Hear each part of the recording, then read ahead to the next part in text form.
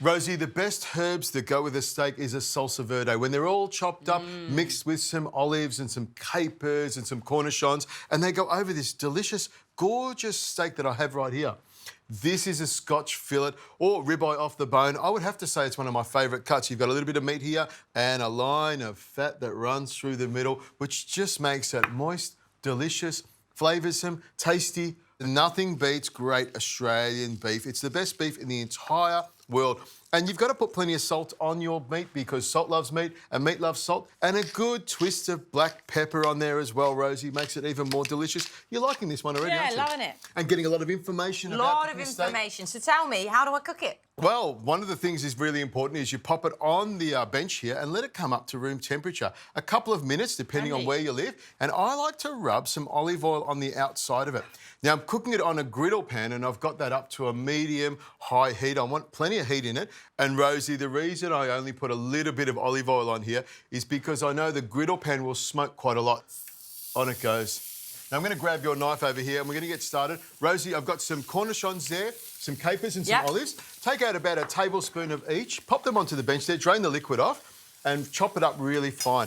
I've got some chives here and I'll chop these really fine. And a little trick is to cut them off halfway and then shorten the distance and you get more to chop. You're full of tips today. Exactly. And this salsa verde you could use for vegetarian dishes as well. If you're grilling some eggplant, you could use the same ingredients to grill eggplants. Oh, I love a salsa verde. If you can really nail a good salsa verde. You'll use it all the time and it's really impressive. It makes whatever you're cooking just come alive, doesn't it? That's the thing about fresh herbs. And if you haven't got a herb garden, all the supermarkets now supply plenty of fresh herbs. So it's a good idea.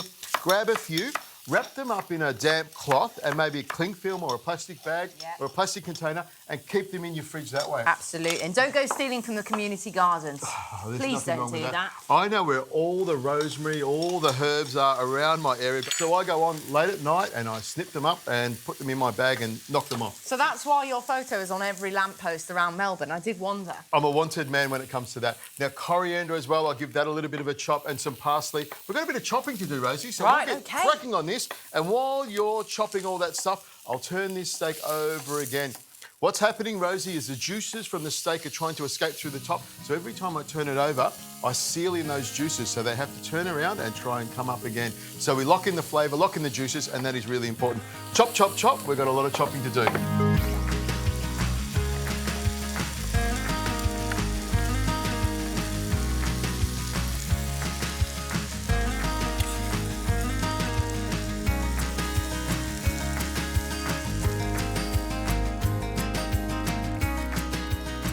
Rosie, my steak has been off the grill for a couple of minutes now. I like to rest it, so when I cut in it, all the juices stay where they belong. I'll put some pepper on there, a good twist of pepper on there. Some oil? Put some olive oil on there, and I'll put just a pinch of salt. Remember, these ingredients are quite salty enough, so we don't need too much salt on it.